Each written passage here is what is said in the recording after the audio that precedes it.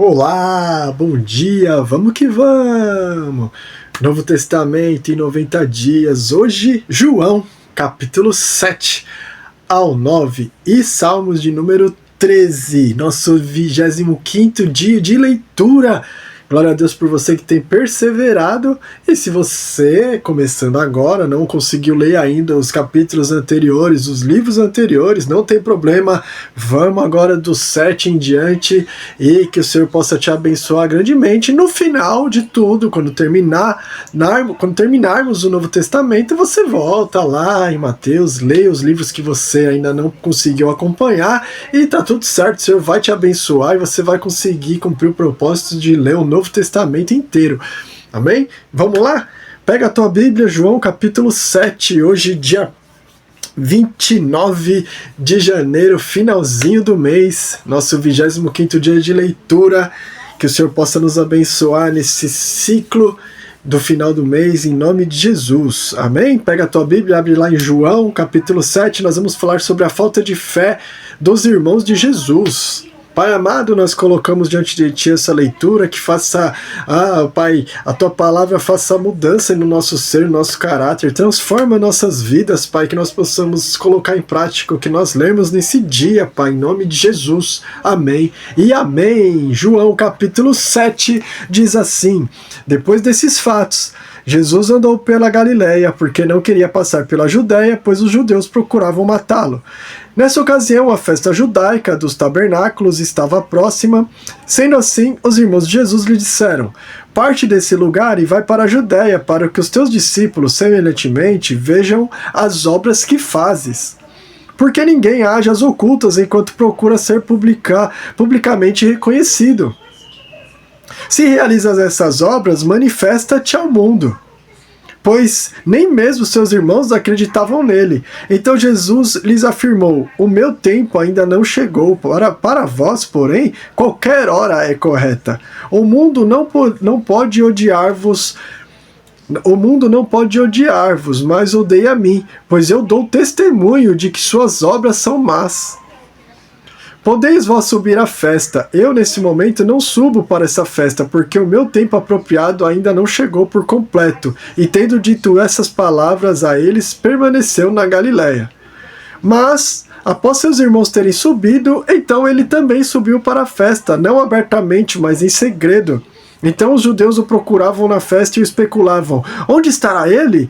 E havia grande murmuração entre o povo a respeito dele. Alguns comentavam: ele é bom, e outros: não, ao contrário, ele ilude o povo. Todavia ninguém falava dele em público, por medo dos judeus. Assim, próximo ao meio da festa, Jesus subiu ao templo e ensinava. E os judeus, maravilhados, diziam: como sabe este homem letras sem nunca ter estudado? E respondeu-lhe Jesus: a minha doutrina não é minha, e sim daquele que me enviou. Se alguém desejar fazer a vontade dele, conhecerá a respeito da doutrina, se ela vem de Deus ou se eu falo por minha própria autoridade. Aquele que fala por si mesmo está procurando a sua própria glória, mas o que procura a glória de quem o enviou, esse é o verdadeiro, e nele não há injustiça. Não foi Moisés quem vos deu a lei? Entretanto, nenhum de vós pratica a lei. Por que procurais matar-me? Contestou o povo: tu estás com um demônio. Quem está procurando matar-te? Jesus respondeu a eles, dizendo: realizei só uma obra, e todos vós o assombrais. Por causa de Moisés vos haver dado a circuncisão, embora ela não tenha vindo de Moisés, mas sim dos patriarcas. Vós circuncidais um homem no sábado. E se um homem pode receber a circuncisão no sábado, para que a lei de Moisés não seja quebrada, por que vos irais contra mim, por eu ter curado completamente um homem no sábado? Não julgueis de acordo com a aparência, mas decidi com justos julgamentos. Então alguns de Jerusalém diziam: não é esse aquele a quem procuram matar? Mas observai, ele fala atrevidamente e eles não lhe dizem nada. Será que as autoridades reconhecem que ele é verdadeiramente o Messias? Entretanto, nós sabemos de onde é este homem. Quando Cristo vier, ninguém saberá de onde ele é. Então Jesus, enquanto ensinava no templo, proclamou: vós não somente me conheceis, como também sabeis de onde eu sou. Eu não vim de mim mesmo. Vou ler de novo essa parte, tá? Vós não somente me conheceis, como também sabeis de onde eu sou. Eu não vim porque eu de mim mesmo o desejasse, mas aquele que me enviou é verdadeiro, aquele a quem vós não conheceis, mas eu conheço porque venho dele e por ele fui enviado. Por isso, procuravam prendê-lo, mas ninguém lhe pôs a mão, pois ainda não era chegada a sua hora. E muitos estavam na multidão, acreditaram nele e afirmaram: quando Cristo vier, fará porventura mais sinais do que esses feitos por este homem. Versículo 32, os fariseus ouviram a multidão fomentando esses comentários a respeito dele. Então o chefe dos sacerdotes, os fariseus, enviaram guardas do templo para o prenderem. Exclamou então Jesus: eu ainda estarei convosco por pouco tempo e logo irei para aquele que me enviou. Vós procurareis por mim, mas não me encontrareis, e onde eu estou, vós não podeis chegar. Então os judeus comentaram entre si: para onde ele pretende ir que não o possamos encontrar? Planeja ir para a dispersão entre os gregos para ensinar a eles? Qual é o significado do que ele disse? Vós procurareis por mim, mas não me encontrareis, e onde eu estou, vós não podeis chegar? No último dia, o mais solene dia da festa, Jesus colocou-se em pé e exclamou em pranto: se alguém tem sede, deixai-o vir a mim, para que beba. Aquele que crê em mim, como diz a Escritura, do seu interior fluirão rios de águas vivas. Mas ele se referiu ao Espírito que mais tarde receberiam os que nele crescem, pois o Espírito Santo até aquele momento não fora concedido porque Jesus não havia sido ainda glorificado. Então muitos dentre a multidão, quando ouviram essas palavras, disseram: verdadeiramente este é o profeta. Outros concluíram: este é o Messias, mas alguns divergiam: como pode o Cristo vir da Galileia? Não diz a Escritura que o Cristo virá da semente de Davi, da cidade de Belém, de onde era Davi? Assim houve uma divisão entre o povo por causa dele, e alguns entre o povo quiseram prendê-lo, mas ninguém lhe pôs as mãos. Versículo 45. Então os guardas do templo voltaram ao chefe dos sacerdotes e os fariseus, os quais lhes inquiriram: por que não o trouxestes? Os guardas explicaram: nenhum homem jamais falou como este homem. Replicaram-lhes os fariseus: será possível que fostes vós também iludidos? Porventura acreditou nele alguém das autoridades ou dos fariseus? Versículo 49. E quanto a esse povo comum que nada sabe da lei, são uns malditos. Nicodemo, sendo um dos sacerdotes, o qual estivera com Jesus à noite, questionou-os: acaso a nossa lei julga um homem sem primeiro ouvi-lo e saber o que ele está fazendo?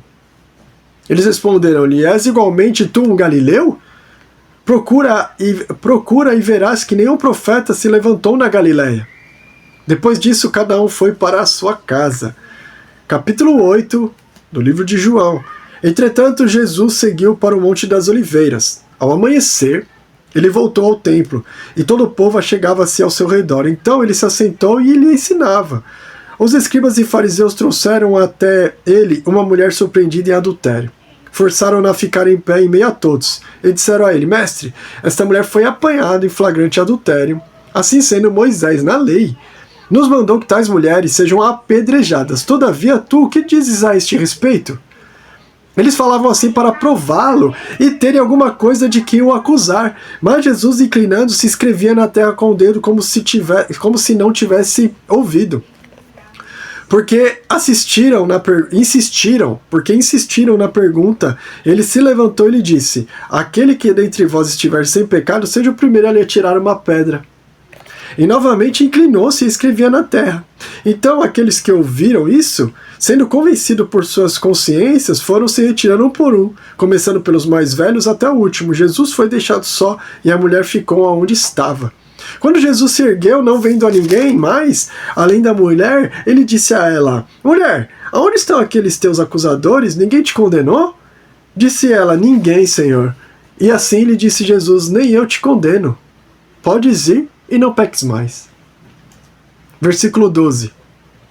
Falando novamente ao povo, disse Jesus: eu sou a luz do mundo. Aquele que me segue não andará em trevas, mas terá a luz da vida. Os fariseus, todavia, lhe indagaram: tu dás testemunho a respeito de ti mesmo, logo o teu testemunho não é válido. Respondeu Jesus, assegurando-lhe: ainda que eu testifique de mim mesmo, o meu testemunho é verdadeiro, pois sei de onde eu vim e para onde eu vou. Todavia vós não sabeis de onde veio e para onde vou.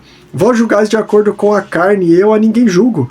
E mesmo que eu julgue, o meu julgamento é verdadeiro, pois não estou só, mas eu estou com o Pai que me enviou. Está igualmente escrito na vossa lei que o testemunho de duas pessoas é verdadeiro. Eu testemunho sobre mim mesmo, e o Pai que me enviou testemunha a meu favor. Então eles perguntaram a ele: onde está o teu Pai? Respondeu-lhe Jesus: vós não conheceis nem a mim nem a meu Pai. Se conhecesseis a mim, da mesma forma conhecereis o meu Pai. Essa palavra Jesus proclamou no lugar do gasofilácio, enquanto ainda ensinava no templo. E ninguém o prendeu, pois ainda não era chegada a sua hora. Versículo 21. Uma vez mais disse-lhe Jesus: estou partindo e vós procurareis por mim, mas morrereis em vossos pecados. Para onde eu vou, vós não podeis ir. Então os judeus comentaram: terá ele a intenção de se matar? E por isso diz: para onde eu vou, vós não podeis ir? Mas ele seguiu dizendo-lhes: vós sois daqui de baixo, eu sou lá de cima. Vós sois do mundo, eu deste mundo não sou. Por isso eu vos afirmei que morrereis em vossos pecados. Se vós não credes que eu sou, certamente morrereis em vossos pecados. Versículo 25. Então indagaram-lhe: quem és tu? E Jesus lhe afirmou: exatamente o mesmo que vos tenho dito desde o princípio. Eu tenho muito mais a declarar e julgar a respeito de vós, pois aquele que me enviou é digno de toda a confiança. Assim transmito ao mundo as palavras que dele ouvi. Os judeus, contudo, não entenderam que lhes falava acerca do Pai. Então Jesus preveniu-os: quando tiverdes elevado o Filho do Homem, então sabereis que eu sou, e que nada faço de mim mesmo, mas transmito tudo conforme meu Pai me ensinou. E aquele que me enviou está comigo, o Pai não me deixou só, pois eu sempre cumpro a sua vontade como lhe agrada. Tendo proferido essas palavras, muitos creram nele. Versículo 31. Então disse Jesus aos judeus que haviam crido nele: se permanecerdes na minha palavra, verdadeiramente sereis meus discípulos, e conhecereis a verdade, e a verdade vos libertará. Eles responderam-lhe: somos descendência de Abraão e jamais fomos escravos de ninguém. Como pode tu afirmar que seremos libertos? Jesus explicou-lhes: em verdade eu vos asseguro, todo aquele que pratica o pecado é escravo do pecado. O escravo não fica em casa para sempre, mas o filho permanece para sempre. Assim sendo, se o filho vos libertar, sereis verdadeiramente livres. Eu sei que sois a descendência de Abraão, entretanto procurais matar-me, porque a minha palavra não tem lugar dentro de vós. Eu falo do que tenho visto com meu pai, e vós fazeis o que ouvistes de vosso pai. E eles contestaram a Jesus, dizendo: Abraão é o nosso pai. Mas Jesus os corrigiu: se fosseis filhos de Abraão, vós fareis as obras de Abraão. Mas ao contrário, agora procurais matar a mim, um homem que vos tem declarado a verdade, a qual ouviu de Deus. Abraão não procedeu assim. Vós fazeis as obras do vosso pai. Versículo 41. Então lhes asseveraram: nós não nascemos da fornicação, nós temos um só pai, Deus. E replicou-lhe Jesus: se Deus fosse vosso pai, vós me amaríeis, pois eu procedo de Deus e estou aqui. Eu não vim por mim mesmo, mas ele me enviou. Por que vós não podeis entender a minha linguagem? É porque vós sois incapazes de ouvir a minha palavra. Vós pertenceis ao vosso pai, o diabo, e quereis realizar os desejos de vosso pai. Ele foi assassino desde o princípio, e jamais se apoiou na verdade, porque não existe verdade alguma nele. Quando ele profere uma mentira, fala do que lhe é próprio, pois é um mentiroso e pai da mentira. Mas porque eu digo a verdade, vós não credes em mim. Quem de vós pode condenar por algum pecado? E se eu estou dizendo a verdade, por que vós não credes em mim? Aquele que é de Deus, ouve as palavras de Deus. Entretanto, vós não ouvis, porque não sois de Deus. Versículo 48. Então os judeus, em resposta, lhe disseram: não dissemos acertadamente que tu és um samaritano e tens um demônio? Replicou-lhe Jesus: eu não tenho um demônio, ao contrário, eu honro a meu Pai, e vós me desonrais. E além do mais, eu não estou buscando minha própria glória. Existe um que a busca por mim e a tudo julga. Em verdade vos asseguro, se alguém obedecer a minha palavra, jamais experimentará a morte. Ao ouvirem isso, exclamaram os judeus: agora estamos certos de que tens um demônio. Abraão morreu e também os profetas, e tu afirmas que se alguém obedecer a minha palavra, jamais experimentará a morte? És tu maior do que o nosso pai Abraão, que morreu? Da mesma forma os profetas morreram. Quem pretende ser? Jesus declarou-lhes: Se eu me glorifico a mim mesmo, a minha glória nada é. Quem me glorifica é o meu Pai, o qual vós dizeis que é vosso Deus. Todavia, vós ainda não o tendes conhecido, mas eu o conheço. E se eu disser que não o conheço, eu serei um mentiroso, assim como vós. No entanto, eu verdadeiramente o conheço e obedeço a sua palavra. Vosso pai Abraão muito se alegrou, pois veria o meu dia. E ele ouviu e ficou feliz. Então os judeus disseram a Jesus: Tu ainda não tens 50 anos e viste Abraão? Respondeu-lhe Jesus: em verdade vos asseguro, antes que Abraão existisse eu sou. Então pegaram pedras para apedrejá-lo, mas Jesus esquivou-se e, passando por entre eles, saiu do templo. O povo não entendia, né? Não conseguia compreender que Jesus, sendo novo, conheceu Abraão. Como assim? Você não tem nem 50 anos e conheceu nosso pai? Tá doidão? Vamos lá, capítulo 9, para nós encerrarmos a leitura de hoje do Novo Testamento, dessa parte do Novo Testamento. Vamos, João, capítulo 9. Ao caminhar, Jesus viu um cego de nascença. E seus discípulos lhe perguntaram: Rabi, quem pecou, este homem ou seus pais, para que nascesse cego? Jesus lhes respondeu: nem ele pecou, nem seus pais, mas foi para que as obras de Deus fossem reveladas na vida dele. Eu devo fazer as obras daquele que me enviou enquanto é dia.